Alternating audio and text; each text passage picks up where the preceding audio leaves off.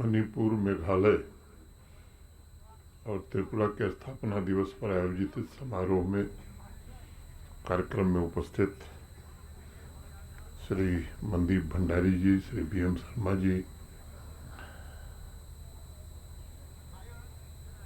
Academy की secretary साहिबा, जम्मू कश्मीर प्रशासन के सभी वरिष्ठ अधिकारी,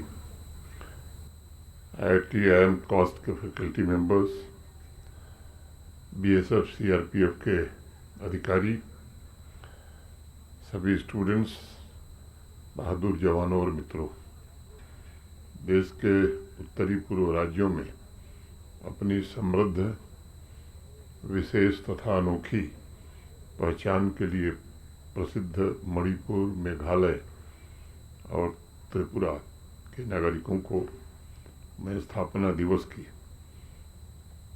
अनंत बधाई देता हूँ, शुभकामनाएं देता हूँ तथा उनके स्वास्थ्य, खुशहाली और प्रगति की कामना करता हूँ। भारत के मानचित्र में उत्तर पूर्वी राज्यों के 7 सिस्टर्स स्टेट्स के ऊपर से सबसे पहले मेघालय, फिर आगे मणिपुर और उसके बाद त्रिपुरा दिखाई पड़ता है।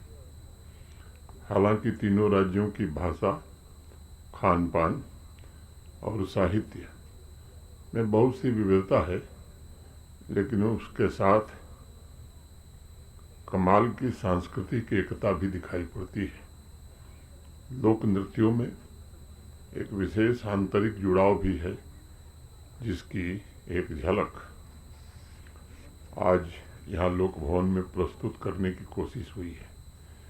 मैं मानता हूँ कि आंतरिक जुड़ाव और एकता ही हमारे भारत की असली ताकत है और यही भारत की असली ऊर्जा है। हमारी संस्कृति ने हमेशा इस बात पर बल दिया है कि अगर एकता है तो वर्षा की धारा को तिनके से भी रोका जा सकता है।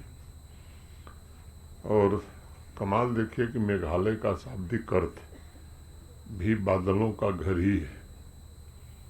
उसे मेघ का आलय कहा जाता है और सदियों से वहाँ गीतों और नृत्यों के में समस्त मानवता के कल्याण और समृद्धि की प्रार्थना की गई है। देश के महान संगीतकार और गायक डॉक्टर भूपेन हजारिका का मेघालय से बहुत विशेष लगाव था।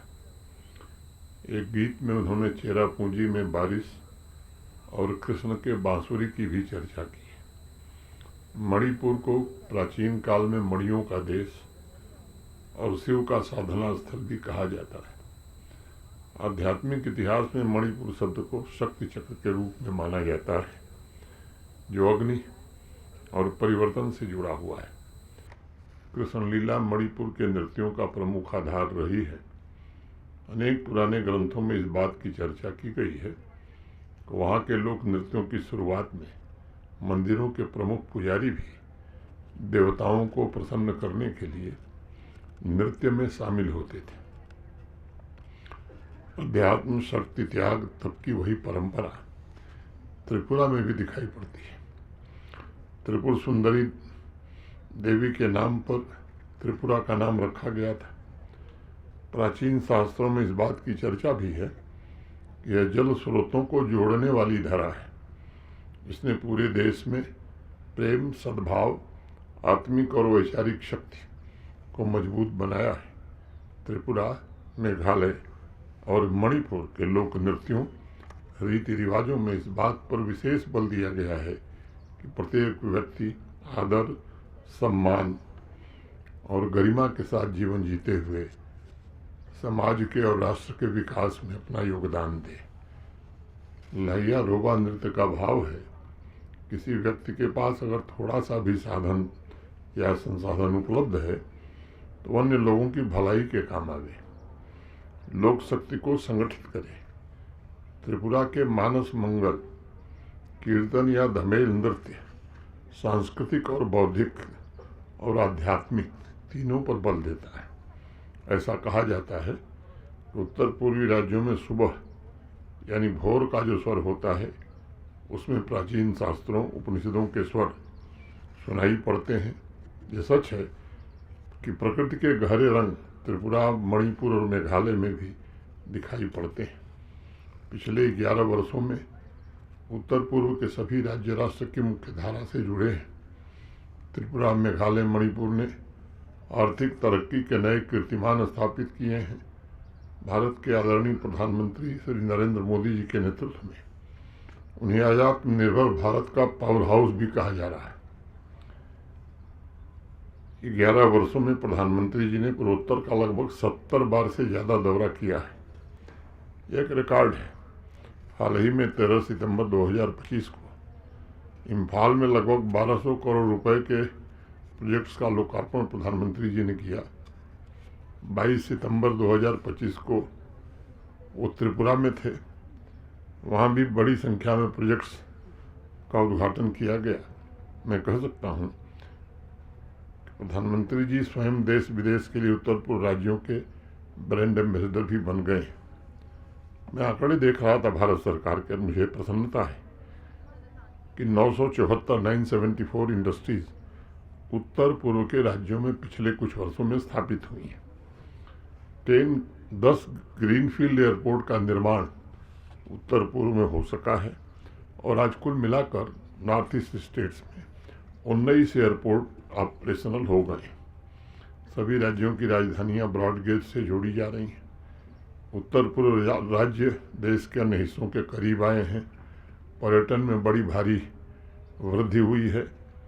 एक भारत श्रेष्ठ भारत की भावना से देश के अन्य भागों से सांस्कृतिक आदान प्रदान भी बढ़ा है। त्रिपुरा, मणिपुर, मेघालय में कृषि का सशक्तिकरण हुआ है। किसान भी आत्मनिर्भरता की ओर बढ़े। मुझे लगता है कि आज पूरे विश्व के लिए उत्तर पूर्वी राज्य ऑर्गेनिक खेती के मॉडल सेंटर के रूप में विकसित हो रहे हैं। पिछले वर्ष 23-24 मई को 2 दिवसीय rising north east investors summit का आयोजन हुआ था, जिसमें 4.3 लाख करोड़ रुपए के इन्वेस्टमेंट का प्रपोजल आया। 800 से अधिक नए school, AIIMS, medical college, IIT, engineering college स्थापित हुए हैं। इस अवसर पर मैं कहना चाहता हूं कि आज हमें एक साझा लक्ष्य के साथ मिलकर आगे बढ़ना होगा और ये लक्ष्य है भारत को फिर से महान बनाना। यह लक्ष्य किसी एक क्षेत्र या समुदाय के प्रयासों से नहीं, पूरे राष्ट्र की सामूहिक चेतना और सहभागिता से साकार होगा। त्रिपुरा, मणिपुर, मेघालय के नागरिक अपनी समृद्ध सांस्कृतिक विरासत, दृढ़ संकल्प और राष्ट्रभक्ति के साथ इस राष्ट्रीय यात्रा में महत्वपूर्ण भूमिका निभाएंगे, इसका मुझे पूरा विश्वास है। मैं मानता हूं कि जब नागरिक मतभेदों से ऊपर उठकर राष्ट्रहित को सर्वोपरि मानते हैं, तभी भारत की वास्तविक शक्ति प्रकट होती है। आइए आज एक स्पष्ट दृष्टि और साझा संकल्प के साथ हम प्रेरणा को कर्म में बदलने का संकल्प लें और विकसित भारत के निर्माण में हम सब जुटें। मैं एक बार पुनः आप सबको और इन तीनों राज्यों के नागरिकों को बहुत बहुत बधाई और शुभकामनाएं देता हूं और यहीं अपनी बात पूरी करता हूं। धन्यवाद। जय हिंद।